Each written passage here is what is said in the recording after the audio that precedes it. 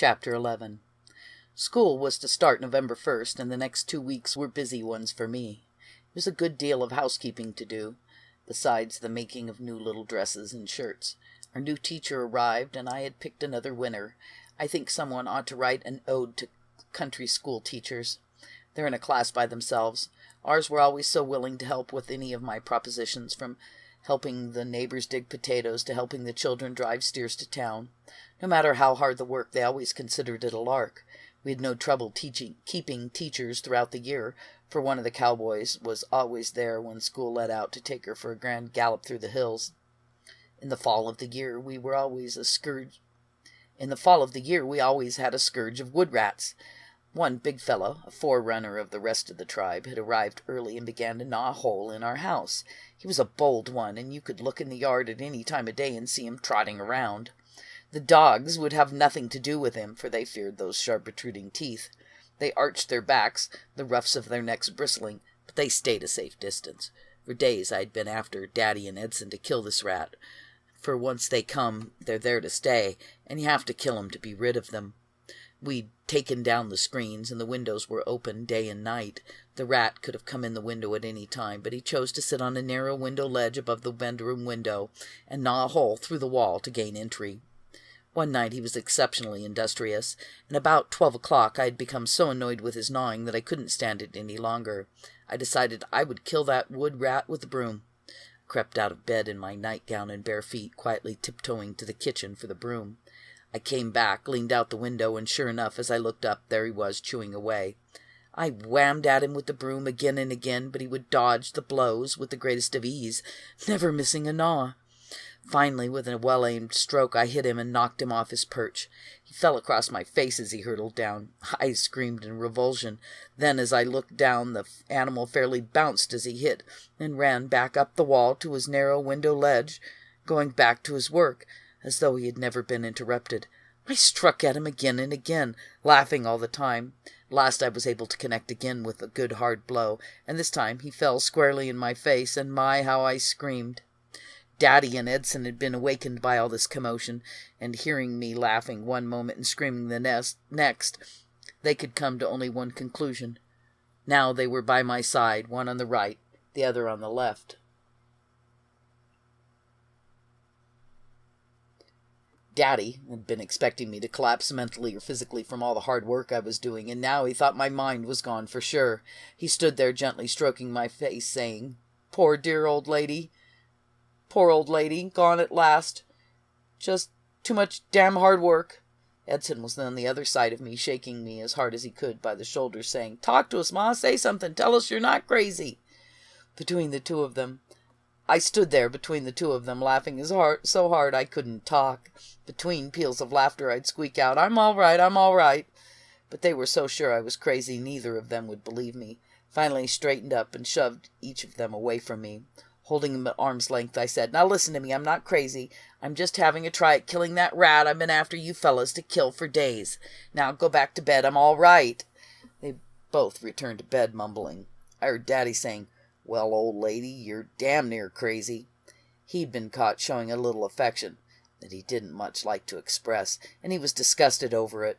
Edson was muttering, "Gee whiz, Ma, don't ever do that to us again. Wake us up first and tell us you're not nuts." Next day, though, Daddy killed that rat. The next evening, Edson came home from his trap lines with a broad grin on his face. "Well, Ma, we're even now," he told me. He had a line of traps strung from Dogskin Mountain down across Warm Springs Flat. A coyote had been caught in one of the sets on Dogskin and had gotten away, dragging the traps after him. But Edson had tracked him easily through the rocks and sagebrush, but when he hit the dry brown grass at Warm Springs, he lost the track. The grass there was such a springiness to it that the trap dragging over it never made a mark. The coyote and the grass were so much the same color that it was impossible to detect him unless the animal was moving. Edson circled all around the flat, but could not find no place where the coyote had gone out, as he was cornered in there someplace. But as one brown bump looked like every other, Edson gave up after searching for hours. He decided to take a bath in the hot spring. We'd installed a crude bathtub in the water, made of rough lumber and a removable gate on one end of the tub. Often in passing there, we stopped for a hot bath. He rode his horse, Nell, to the spring, stripped, and got into the tub. Then he thought of looking Indian, as we called it, that is, by getting your eye on the level of the object you're looking for. It's surprising how well it works. Well, now it did for him, sitting there in the sunken bathtub, looking out over the bumpy grass. All the land around the spring was raised up in bumpy little rises. He saw one brown bump moving. He knew it was his coyote. Not having time to dress for fear he'd lose sight of that slightly moving object, he jumped naked on old Nell, screaming and yelling to keep the coyote moving, and Nell at a dead gallop. He finally drove the coyote out into the sagebrush, where it got tangled, and he killed it. Tying it on his saddle, he went back and finished his bath.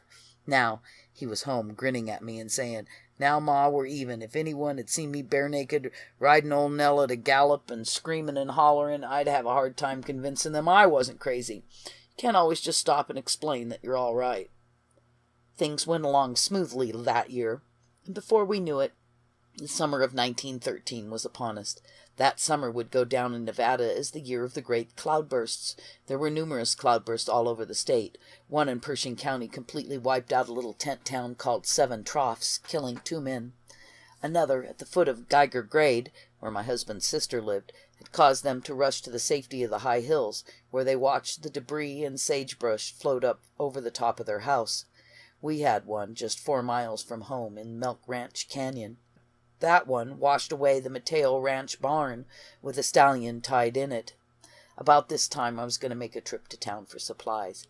Daddy was very uneasy about my going and made me promise to start home early, as the cloudbursts had come all in the afternoon. I made the trip, bought my supplies, and had them tied down tight in the wagon canvas. That morning I started home way before daylight. I was on the old upper road near Stormy Canyon, 15 miles from town, when the black clouds came sailing toward each other from the east and west. I was scared and watched them closely. It surely looked like a cloudburst to me. The clouds were black, the lightning bright, and the thunder loud. And then a terrible wind began to blow with cyclone force. Now I was really frightened. I had a heavy load on the wagon. I stood up with 1 foot on the dashboard, 1 foot in the bed of the wagon, and began to scream and hit old Johnny with every step. Then the rain began pouring down, and the wind continued its terrific gale. I heard a terrible roar, which I knew could be nothing but the side of the mountain coming down.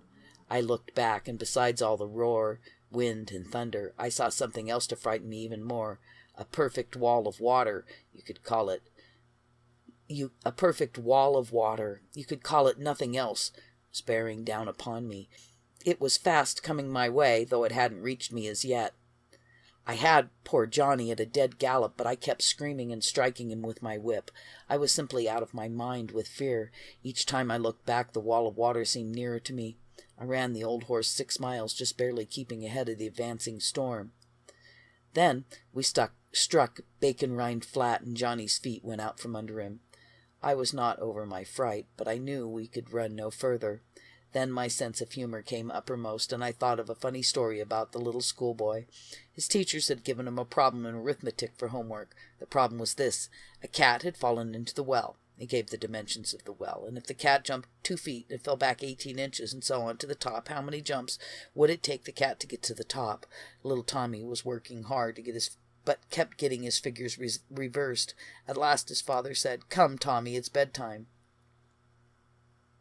Tommy looked up sleepily and said, "Dad, I'd just as well go to bed. If I work here any longer, I'll have that cat in hell." This was something like my present problem. We were traveling up grade when Johnny had lost his footing.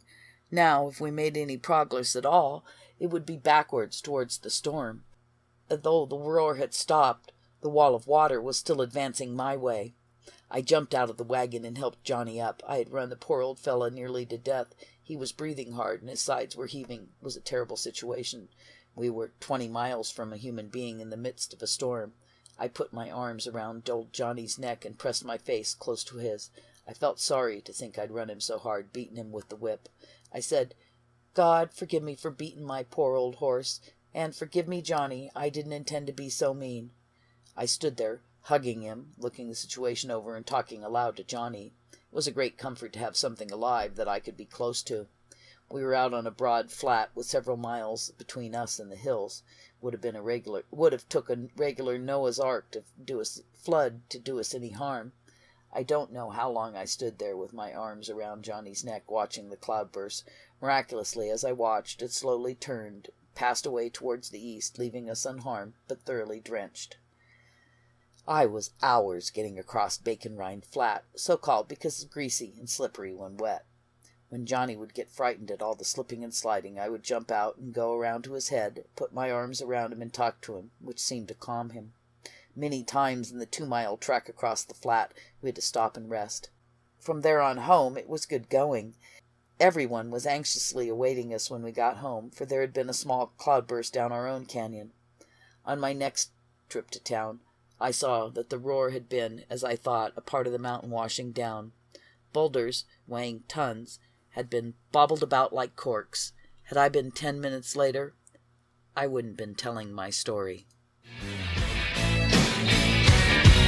And I feel like New York City. Get me to the farm.